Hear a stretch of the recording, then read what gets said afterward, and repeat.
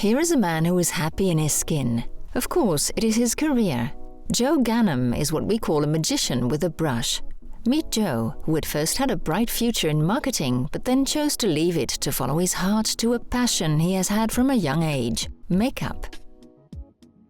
Arriving in Monaco in 2003 is when the change actually happened, with a new concept in mind. I said to myself, I'd love to have a brand that I've wanted for many years, the brand Inglot. There will be a little makeup studio. It will be a first in Monaco where we ask the client to come into the salon. We'll give them tips. We do them up. We prepare them. Since the studio is part of the Stipa Salon in Monaco that also does massages, nails or hair, the client can come to us and they can take a shower, get a massage, a mask, and then have their makeup done and go out to any evening in Monaco.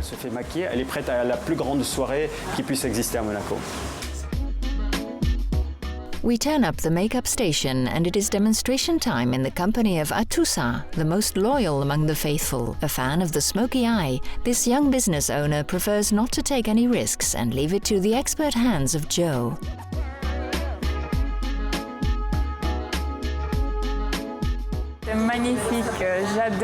It's magnificent. I love how Joe does my makeup. Normally, every day I do my makeup, obviously. But when I have an evening or an important soirée with important people, it's amazing that Joe can do my makeup. That is just wow. And I love it. J'adore.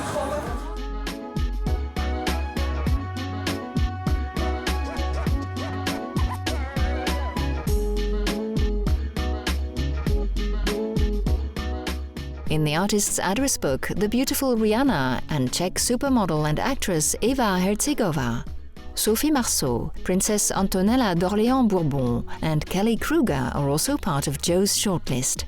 Given his pedigree, ladies will likely be happy to hear some of his beauty tips. First, let's get the facts about the eyebrows, which are often incorrectly forgotten. Now look there.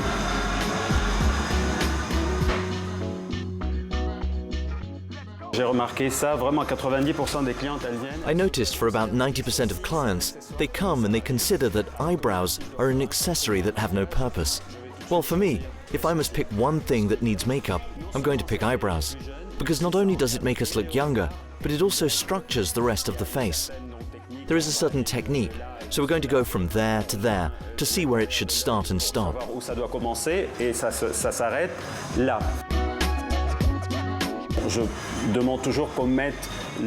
I always ask my clients to put their elbow on a fixed support, so we won't have any movement. But it's so that the hand can go right and left, and like that, it helps draw the eyebrows. If you don't want to harden the gaze and give yourself an aggressive look, the idea is to always favor a color that is lighter than your hair. Another tip by Joe Ghannam concerns the trend of contouring. Imperfections are corrected, a small change here and there, but keep in mind that contouring adapts to every face.